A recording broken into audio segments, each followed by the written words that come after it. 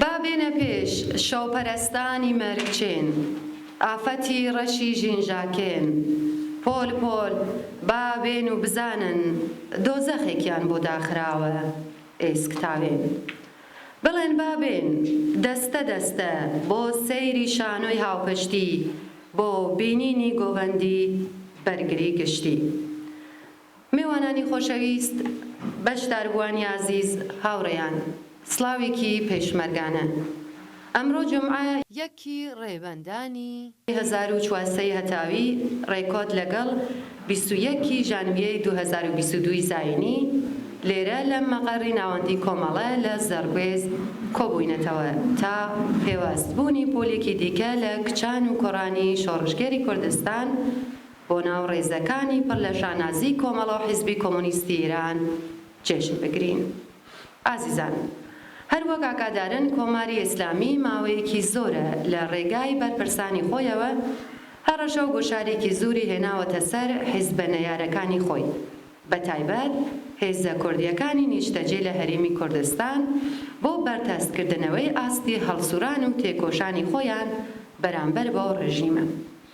بەڵام ئەم تەرس و تۆقاندنە نەکەوەی کە نەیتوانیە کاریگەر بێت لەسەر پێوەستبوونی لاوانی شۆڕشگێری کوردستان بۆ سەفی پڕ لە شانازی کۆمەڵە، بەڵکو ڕۆژانە پۆل پۆل لەم ئازیزانە داخوازی پێوەستبوون بە سەفی پێشمەرگایەتی کۆمەڵە دەکەن و خوازیاری بەهێزکردنی ئەم شێوازە لە تێکۆشان بەرامبەر بە کۆماری ئیسلامی.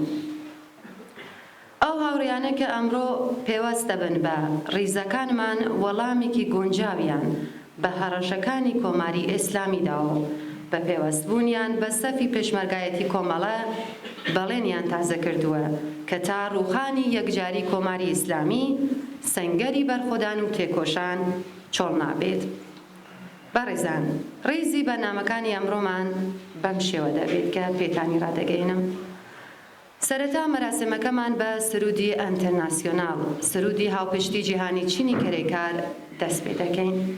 پاشان بۆ ڕێزگرتن لە یادی گیانبەختکردوانی ڕێبازی ئازادی و سۆسیالیزم 1 دقیقە بە بێدەنگی بەسەر پێوە ڕادەوەستین. بێدەنگیەکە بە کۆپلە شێرێک ئەشکێنی. بە دوای ئەوەدا هاوڕێکاوە گۆڵ محەممەدی بەرپرسی ئاموزشگای پێشمەرگایەتی کۆمەڵە دێت و وتارێکتان پێشکەش دەکات.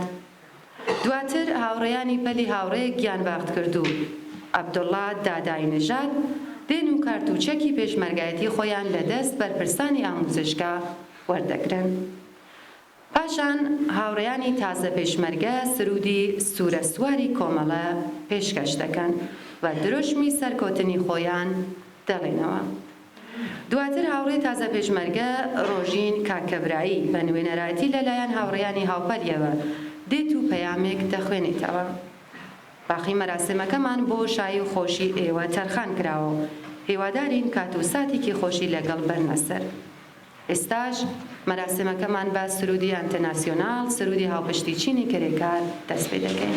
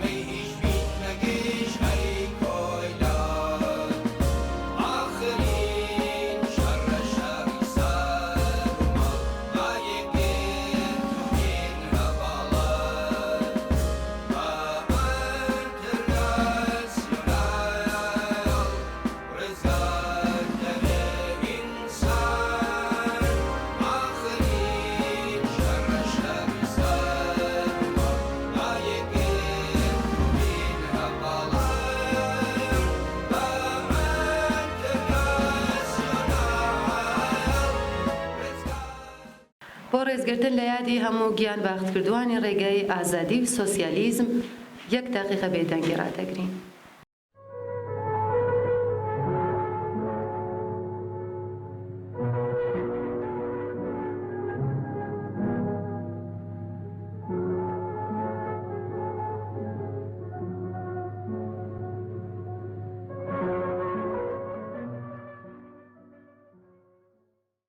هەرکیداری شادی گشتین ئێوە هەرگیز نامرن، نامری ئاگر هەواڵان ئێوە کڵپەی ئاگرن.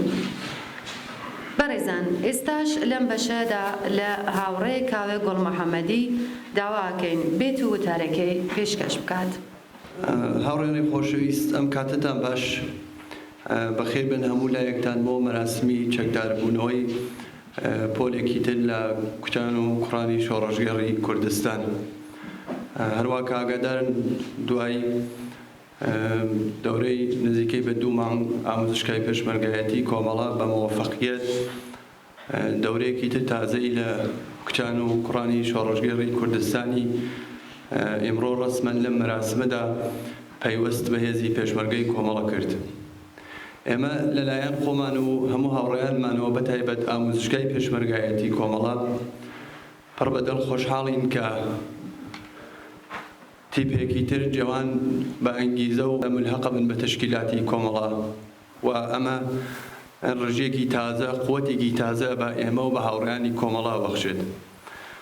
هیوادارم کە لە دەورەی خەبات و کار و فعالیەتتانە لە ناو تشکیلاتی کۆمەڵەدا هەمووتان مەوەفەق بن و بتوانن لە ئایندەدا هاوسەنگەرانێکی باش بۆ ئێمە و بۆ هەموو هاوڕێیانی کۆمەڵە بن. بەخێر بێن بەناو هێزی پێشمەرگەی کۆمەڵە، هێزێکە 4 دەهەز لە بەرامبەر جمهوری ئیسلامیدا سەربەرزانە مقاومەتی کرد و کوردستانی تا بە ئێمڕۆ وەکو سەنگەری مبارزە هێشتووەتەوە. خۆتان باشت ئاگادارن کە ئێمڕۆ ئێوە واردی تشکیلاتێ بوون، واردی هێزێ بوون کە یەکێ لە شۆڕەژگەرترین هێزەکانی مەیدانی خەباتی کوردستانە. ئەم هێزە لە توولی 4 دەهەی ڕابردوودا سەرفەرازانە مقاومەتی کردگە و لەم ڕێگەدا هەزاران ئینسانی شۆڕەژگەر و کۆمۆنیستی نەسرەوتووی لەدەستاوە. ئێوە ڕێگای ئەو ڕەفێقانمان ئاڕۆن، ڕێگایەکە ئەوان جز لەوە بێجگەلەوەی کە بۆ ئازادی، بۆ بەرابەری، بۆ ژیانێکی تر باشتر شتێکی تر نەبوو. ئەوان مبارزەیان کرد بۆ دنیایە کە هەموو ئینسانێ لە ناویە ئازاد بێ، بەختەوەر بێ، ژیانێکی باشیان بێت.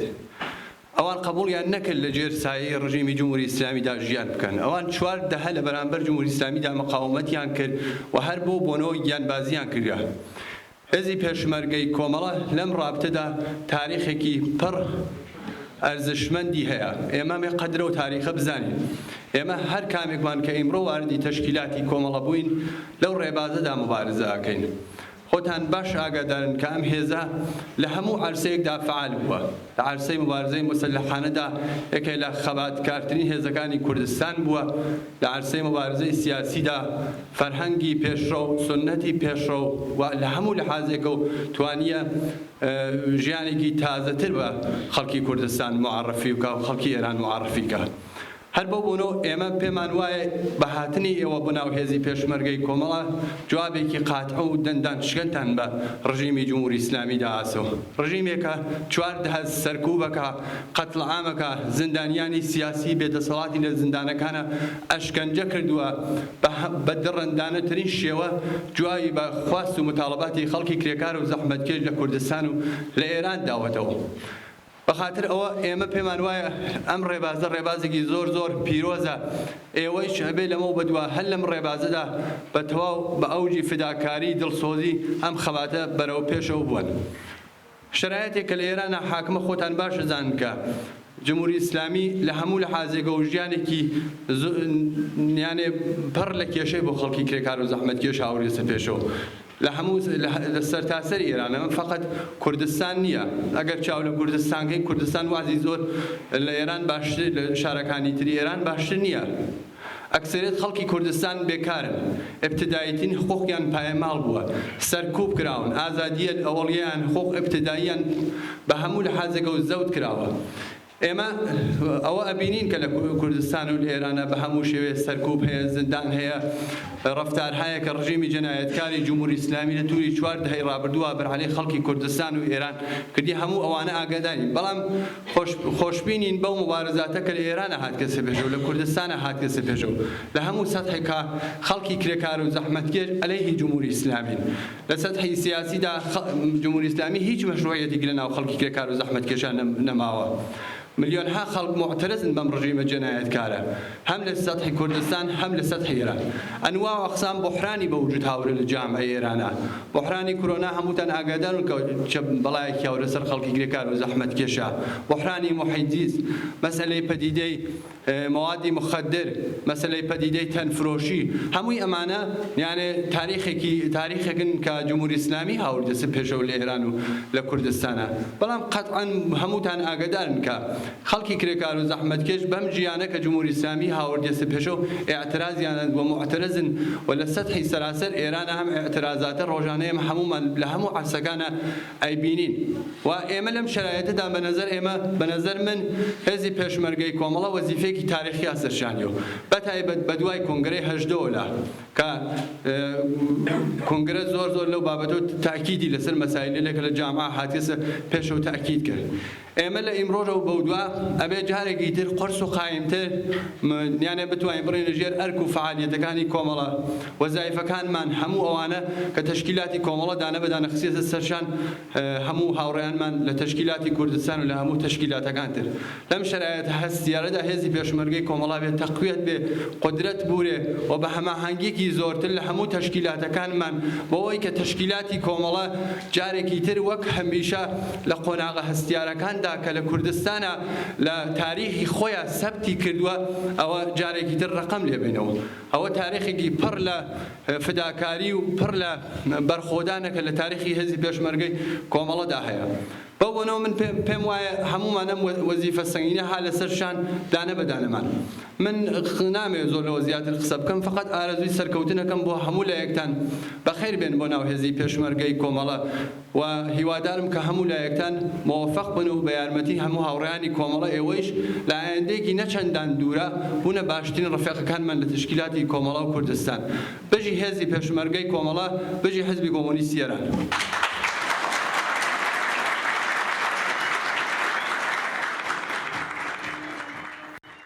ئامادەبوانی بەڕێز ئێستاش ئەگەر هاوڕێیانی بەرپرسی ئاموزشگا ئامادەبن ناوی هاوڕێیانی پەلی هاوڕێ گیان باختکردو عەبدوڵڵا داداینژاد دەخوێنینەوە تا بێن و کارت و چەکی پێشمەرگایەتی خۆیان لە دەست بەرپرسانی ئاموزشگا وەربگرن.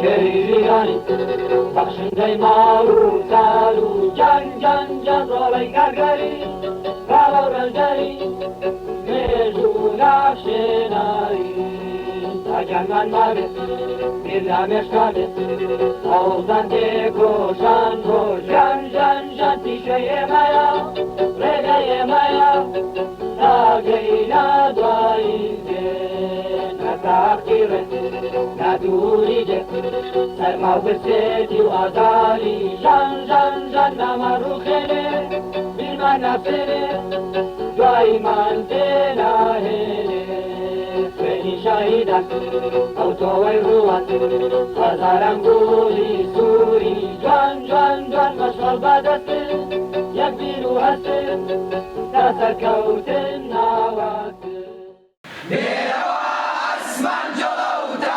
اسفجرت مشغلة بالقراتيج رو بهسا سورة سواري كوملا زوكا سنجر اودنكا رنجري من دون ناس عرقت بونا وبرينا بوتباراني بلا عرقت بونا وبرينا بوتباراني بلا رابنا فرد كالمرقو الثواب وكاروران كي وري إنساني كارقد عسواري كوتلا خلام يزبق راسوي لندنا ناخذ مكا مشغلان كواجي هواري تمزمان ودوقلا ديبا ديب بيشمرقا يوشاري يسنقر قردوا يجني أو أقرسورة وأنا سرتو ما تلا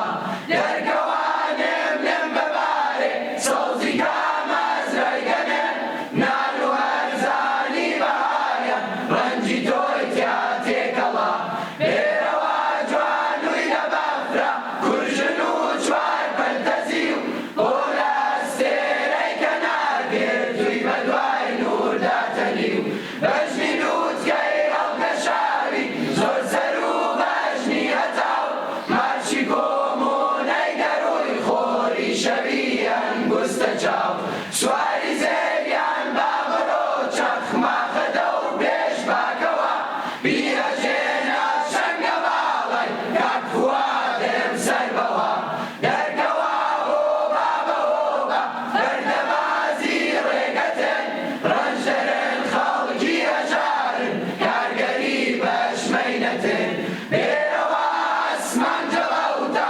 اسفجرت مشغلة بالقراتي جلو بستا سورة سواري كوملا زوكا سنجر اودنكا رنجري من دون ناس عرقت بونا وبرينا بوتباراني بلا عرقت بونا وبرينا بوتباراني بلا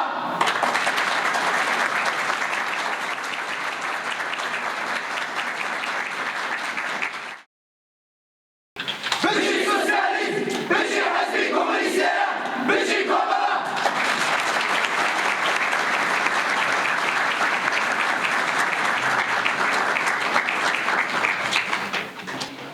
بەدڵێکی پڕ لە خۆشەویستی پڕ لە هەستی ڕەفیقانە و هیوابەخش بەرەو داهاتوویەکی پڕ لە ئومید بە سەرکۆتن بۆ پێکهێنانی دنیایەکی ئازاد و بەرابەر بەخێرهاتنیە و هاوڕێیانە دەکەین. بەخێر بێن هاوڕێیان بۆ ناو ڕیزەکانی پێشمەرگەی کۆمەڵە. بێگومان پێوەستبوونتان بە ڕێبازی کۆمەڵە مایەی دڵگەرمیە و بۆ ئێمە و بۆ بەردەوامبوونی ئەم ڕێبازە و لە هەمان کاتیشدا نیشانەی ئیرادەی یەکگرتومانە لە خەبات لە دژی چۆسێنەران و دوژمنی سەرکوتگەر. هیوای سەرکۆتنتان بۆ دەخوازین لە هەموو بوارەکانی خەباتی سیاسی و لە ژیانی فەردی و کۆمەڵایەتیتاندا. ئێستاش هاوڕێی تازە پێشمەرگە ڕۆژین کاکەبرایی بە نوێنەرایەتی لەلایەن هاوڕێیانی هاوبەلیەوە دێت و وتارێکی کە ئامادە کردووە پێشکەشتان دەکات. فەرموو هاوڕێ. هاوڕێیانی خۆشەویست و میوانە بەڕێزەکان، لەلایەن خۆم و سەرجەم هاوڕێیانم لە پەلی هاوڕێی گیانبەخت کردو عەبدوڵڵا دادای نژاد بە خێراتنتان دەکەین بۆ ئەم مەراسمە. ئەمڕۆ ئێمە کۆمەڵێکی تر لە لاوانی شۆڕشگەڕی کوردستان سەرکەوتوانە دەورەی ئاموزشگای سیاسی نظامی کۆمەڵەمان تەواو کردووە و لەمڕۆ بە دواچەکی پڕ لە شانازی هێزی پێشمەرگەی کۆمەڵە دژ بە زوڵم و ستەم لە شانمان دەکەین. هیوادارین بتوانین لەم ڕێگا پڕ هەوراز و نشێوەدا درێژەدەری ڕێگەی هەموو گیانبەخت و کردوانی کۆمەڵە و حیزبی کۆمونیستی ئێران بین و بتوانین هاوسەنگەرێکی لە هاتوو بین بۆ ئێوە هاوسەنگەرانمان. هاوڕێیانی خۆشەویست، ئێمە لە هەلومەرجێکدا هاتووینەتە ناو ڕیزەکانی کۆمەڵە کە خەڵکی کرێکار و زەحمەتکێشی ئێران و کوردستان 4 دەهەیە حاکمیەتی نەنگین و خوێنڕێژی ئیسلامی بەسەریاندا سەپاوە. ئەم ڕژیمە بە هەموو شێوەیەک دەنگی ئازادی خوازانەی خەڵکی ئێران کە دژ بە کۆنەپەرستی و ئیستیبدادی مەسەبی بوون سەرکوت کردووە. نزیکەی لە 60% خەڵکی ئێران و کوردستان لە ژێرهێڵی هەژاریدا دەژین. بێکاری سەری بە ملیۆنان کەس کێشاوە. ئەکسەریەتی جوانانی ئەو جامعەیەمان ناومێدن و ئاسۆیەکی ناڕوونیان هەیە و ئەمەش لە حاڵێکدایە کە دار و دەستەی مەسەبیەکان کە لە دەوروبەری حکوومەتدا دەژین ژیانێکی بێکێشەیان هەیە. لە بەرابەر ئەم شەرایەت سەخت و غێرە ئینسانیەدا کۆمەلگای ئێران لە هەموو بوارێکدا چژنان، کرێکاران، خوێندکاران، معلمان و پەرستاران دژ بەم وەزعیەتە کە ڕژیمی ئیسلامی عاملەکەیەتی مبارزەیان کردووە. هاوڕێیانی خۆشەویست، ئێمە لە ئاموزشگای کۆمەڵە لەگەڵ سەرەتاکانی مارکسیزم و بەرنامەی کۆمەڵە بۆ حاکمیەتی خەڵکی کوردستان و دەرسایەکی جۆراوجۆری تر ئاشنا بووین. لە ئاموزشگا لەگەڵ فەرهەنگ، ڕەفتار و شێوەی هەڵسوکەوتی هێزی پێشڕۆ و ڕادیکاڵ کە کۆمەڵە بێت ئاشنا بووین و بە سەرچاوەکانی ستەم و ئیستیبداد و بێبەشی کە سیستمی سەرمایەداری بەسەر کۆمەلگایدا سەپاندووە ئاشنا کراوین. خۆشەویستان، لە بواری خەباتی چەکداریشدا تا ڕادەیەکی باش لەگەڵ تاکتیکەکانی شەڕی پارتیزانی و پێشمەرگانە و چەکۆ جۆرواجۆرەکان فێر کراوین. هەروەک خۆتان ئاگادارن ئەزموونی هێزی پێشمەرگەی کۆمەڵە لەم عەرسەیەدا سەرچاوەیەکی باشە بۆ ئاموزشگای کۆمەڵە. هێزی پێشمەرگەی کۆمەڵە لە 4 دەهەی ڕابردوو یەکێک لەو هێزە خەباتگەر و شۆڕشگێڕانەی مەیدانی خەبات کە لە کوردستان بووە کە دژ بە هەموو فەرهەنگ و یاسایەکی کۆنەپەرستانە مبارزەی کردووە. هەر لێرەوە ڕوو لە لاوانی شۆڕشگێری کوردستان دەکەم کە لە ستەم و نابەرابەری بەچەنگ هاتوون.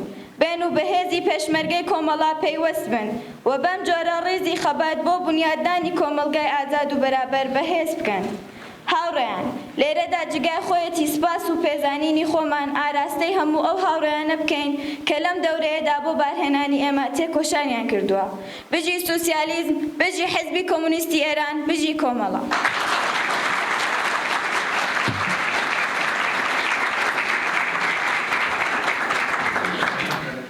خۆشەویستان، ئێستاش هاوڕێیان ئامادەن بۆ پەزیرایی لێتان. جارێکی دیکە بەخێر هاتنتان دەکەین و پێرۆزبایی لەو هاوڕێیانەی تازە پێشمەرگە دەکەین. پاشکەمێکی دیکە بەشی هۆنەری دەست پێ دەکات کە بەشایی خۆشی ئێوە کۆتایی بدێت. زۆر سپاس بۆ بەشداریتان.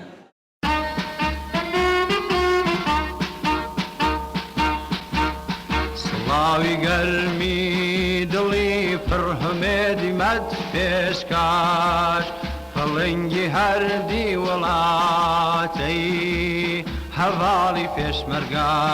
سڵاوی گەرمی دڵی پڕهمێدی مەد پێشکاش فڵنگی هەردی وڵاتەی هەڤاڵی پێشمەرگا. سڵاوی گەرمی دڵی پڕهمێدی مەد پێشکاش فڵنگی هەردی وڵاتەی هەڤاڵی پێشمەرگا. لە دەوری دەست و تفەنگت گەڕێم کە ڕۆژی خەبات لە ئاستی هەڵمەتی تیژێت چ ناگرێ بەرگا.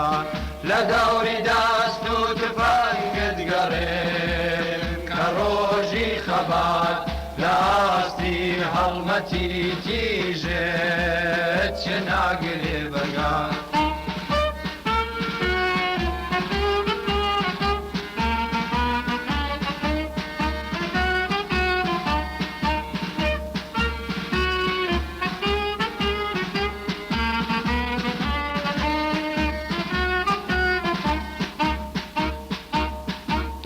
ئەوێستە تۆی لە شەوی تارمۆمی هەڵگیساو لە نێو دڵی شەوە زەنگا وەکو گڕێک ڕاسا ئەوێستە تۆی لە شەوی تارمۆمی هەڵگیساو لە نێو دڵی شەوە زەنگا وەکو گڕێک ڕاسا سڵاوی گەرمی دڵی پڕهمێدی مەت پێشکاش پەڵەنگی هەردی وڵاتەی هەواڵی پێشمەرگە سڵاوی گەرمی دڵی پڕهمێدی مەت پێشکاش پەڵەنگی هەردی وڵاتەی هەواڵی پێشمەرگە لە دەوری دەست و تفەنگت گەڕێم کە ڕۆژی خەبات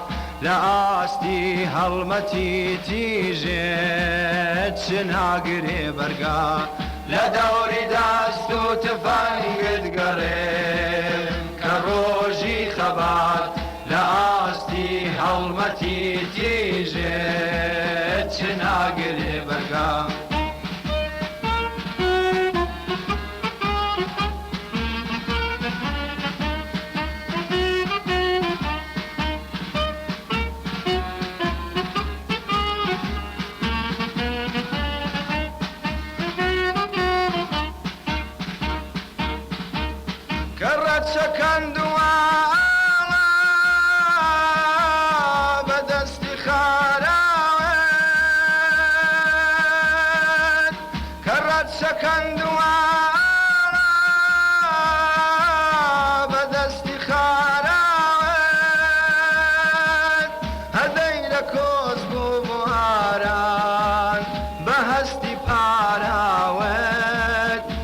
هەستی پاراوێت سڵاوی گەرمی دڵی پڕهمێدی مەت پێشکاش پەڵەنگی هەردی وڵاتەی هەواڵی پێشمەرگە سڵاوی گەرمی دڵی پڕهمێدی مەت پێشکاش پەڵەنگی هەردی وڵاتەی هەواڵی پێشمەرگە لە دەوری دەست و تفەنگت گەڕێم کە ڕۆژی خەبات لە ئاستی هەڵمەتی تیژێت چ ناگرێ بەرگا لە دەوری دەست